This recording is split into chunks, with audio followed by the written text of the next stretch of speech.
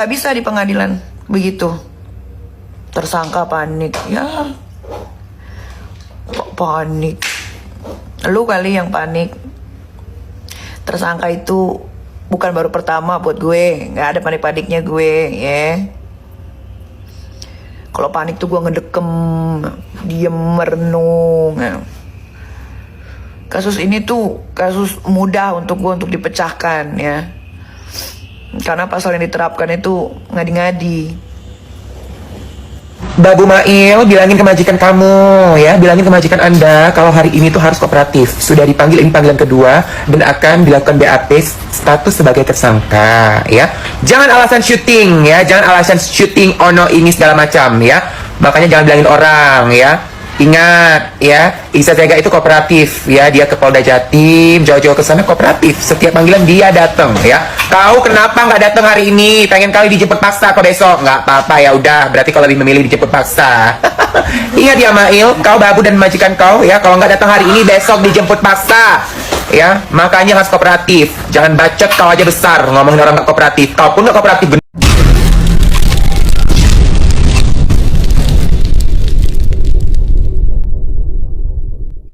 Nikmir jadi tersangka.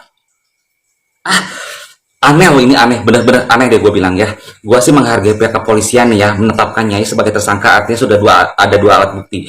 Tapi apakah pihak kepolisian tuh memperhatikan nggak niat di dalamnya? Karena niat itu adalah unsur paling penting yang menetapkan suatu perbuatan itu menjadi kategori pidana. Karena gini yang gue pikir, biasanya orang yang memeras itu akan damai dengan orang yang diperasnya.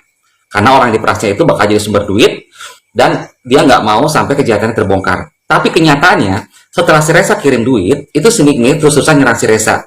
Ini menjadi awal dasar gua, kayaknya Nikmir nggak mungkin meres orang. Terus yang kedua, ya, mungkin awalnya si Nikmir itu mau spill ya produknya si Reza, bahwa produk si Reza ini mengandung bahan berbahaya. Ketahuanlah sama si Reza nih, ya, Reza terus mepet ke Nikmir nggak nyaman. Emang dasarnya Nikmir mungkin suka coba-coba, suka bercanda juga, suka apa juga. Akhirnya si Nikmir mungkin dalam bercandaan ngomong, "So kalau nggak mau di-spill barangnya, bayar dong ke gua." Bener nggak? Ya kan? Nah, ternyata bayar nih. Nah, terus Nikmir ternyata masih tetap nyerang si Reza nih. Gue pikir kayak gitu. Itu artinya ya si Nikmir ini memang nggak ada niat, dia hanya coba-coba aja loh ke si Reza tuh. Ya, bodohnya si Reza juga kenapa mau transfer ke si Nikmir? Bener nggak? Ya, Nikmir mungkin nggak nyaman waktu itu datangin sama si Reza terus, makanya dia bilang seperti itu, coba-coba dengan maksud Nikmir si Reza nggak mau bayar ke si Nikmir, terus Reza mundur dan Nikmir bisa spill produknya si Reza yang berbahaya itu dengan leluasa.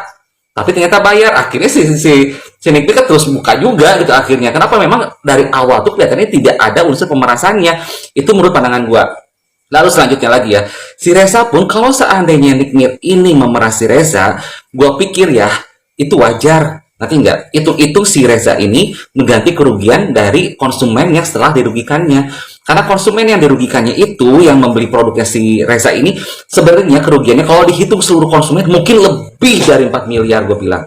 Jadi guys, kalau Nikmir sampai masuk penjara ya, kalian para konsumen yang pernah beli produk si Reza dan oleh si Reza, kalian pun bersatu, tau enggak? Bersatu masukin si Reza juga pakai baju oranye nantinya. Kenapa? Nikmir orang yang sudah mau membantu kita semua spill produk yang berbahaya malah masuk. Si Reza yang menjual produk berbahayanya malah enak-enak di luarnya. Kayaknya nggak bagus kayak gitu caranya. Tak datang pemeriksaan, Nikita Mirzani mengaku tak pernah mendapatkan panggilan polisi. Nikita Mirzani tidak hadir pemeriksaan sebagai tersangka kasus dugaan pemerasan terhadap Dr. Reza Gladys di Polda Metro Jaya yang dijadwalkan pada hari Senin kemarin. Nikita Mirzani melalui live di TikTok-nya mengabarkan dirinya harus bekerja bersama Umi Kuari, Ruben Unsu, dan Eko Patrio di hari yang sama. "Aku tuh lagi kerja hari ini, aku lagi syuting sama Umi. Ko Ruben masih live brownies sama Mas Eko," kata Nikita Mirzani. Karena itu, janda 3 anak ini melalui live di TikTok-nya menyarankan awak media yang menunggunya di Polda Metro Jaya untuk pulang ke rumah dan tak perlu menunggu kehadirannya. "Jadi, aku syuting. Kalian daripada nunggu di sana, mending pulang. Kasian udah nunggu, nggak datang juga," ujar dari Nikita Mirzani. Jadi, bagaimana tanggapan kalian? Tinggalkan komentarnya di bawah. kita nih ya, yang belain Nikita Mirzani ditanya kayak gini, udah pada kecewa kan sama junjungan kalian si Nikita Mirzani karena udah ditetapkan jadi tersangka? Kecewa? Ngapain kita kecewa? Kita mah seneng Nikita Mirzani ditetapkan jadi tersangka. Akhirnya orang-orang yang ada di DPR sama BPOM udah bisa melek matanya dan bekerja ya Pak ya. Jadi kan awal mula permasalahan ini hingga Nikita Mirzani diduga harusnya ya disyagak, tapi kok bisa jadi pemerasan? Ada 13 barang bukti hingga berhasilnya ditetapkannya seorang Nikita Mirzani menjadi tersangka. Artinya apa? Kubu Ono udah bersiap. Udah bersiap untuk melakukan dugaan penyegokan yang intinya aku sih mau apresiasi ya sama kubu sebelah yang semangat banget untuk membuat Nikita Mirzani harus banget ya tersangka ya, sampai masuk buya harus banget ya. Jadi udah seneng kalian 13 barang bukti. Luar biasa sih persiapan kalian untuk melakukan dugaan penjebakan ini ya. Tapi gak apa-apa, ingat ya bapak-bapak yang ada di DPR, buka mata kalian, kerja ya, apalagi yang ada di BPOM. Karena awal mula dari permasalahan ini terjadi itu karena dunia skincare yang di-spill oleh Nikita Mirzani, dan ada pihak-pihak yang tidak mau kalau Nikita Mirzani terus berkoar. Jadi kalian waktunya bekerja untuk mencari kenapa sampai ada pembayaran. Apakah kalau nih ya, kalau owner-owner yang hari ini melaporkan Nikita Mirzani produk-produknya kalian nggak temukan yang berbahayanya, jangan salahkan kita. Kalau pikiran kita semua udah sadar, ternyata duit, doa, usaha, ikhtiar, tawakal. Di sisi lain, Nikita Mirzani memilih untuk syuting yang sudah dijadwalkan sejak Januari tahun 2025 daripada hadir pemeriksaan kasus dugaan pemerasan terhadap Reza Gladys. Bukan nggak datang, memang syuting hari ini. Sudah dijadwalkan hari ini, memang syuting dari Januari jadwalnya udah masuk, ujar Nikita Mirzani.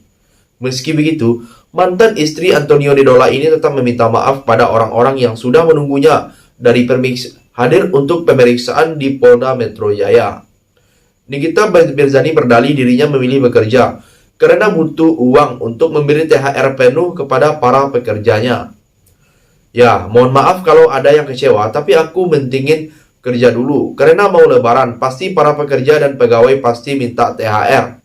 Kalau THR lebaran kan ngasihnya harus full jelasnya. Jadi, bagaimana pendapat kalian? Silahkan tulis komentarnya di bawah.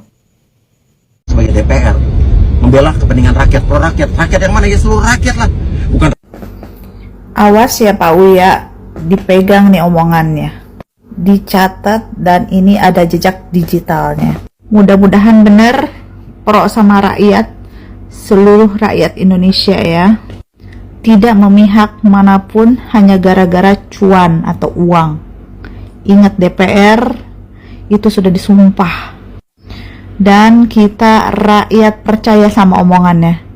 Jangan gara-gara cari aman Anda berkelit dan berbohong. Mudah-mudahan benar-benar lurus niat baiknya dan bukan gara-gara cuan memihak salah satu pihak yang ternyata itu memang salah. Diingat-ingat lagi, mungkin kalau Anda yang banyak uangnya, nggak akan mungkin kan beli skincare yang jelek, pasti pengennya skincare yang langsung bagus kan, aduh duitnya. Tapi kalau buat rakyat yang menengah ke bawah yang pengen glowing, percaya aja tuh sama skincare yang dibuat sama dokter yang bergelar dokter ya, dokter cantik itu tuh, yang datang ke DPR bersama rekan-rekannya. Padahal produknya benar-benar zong. Ingat, jadi anggota DPR, selamatkan kulit wajah anak-anak Indonesia, terutama anak wanita Indonesia. Paham? Terima kasih Pak Uya, tolong didengar ya. Yang terakhir, Nikita Mirzani juga mengaku dirinya belum mendapat surat panggilan pemeriksaan oleh Polda Metro Jaya. Padahal, janda 3 anak ini mengaku ingin masalahnya tersebut cepat terselesaikan. Aku kalau dipanggil pasti datang, karena dengarnya cepat-cepat sekali. Tapi kalau nggak ada panggilan ya kemana, ujar Nikita Mirzani. Karena Nikita Mirzani ngaku tak dapat undangan, sejumlah warganet lantas menduga Reza Gladys telah mencabut laporannya.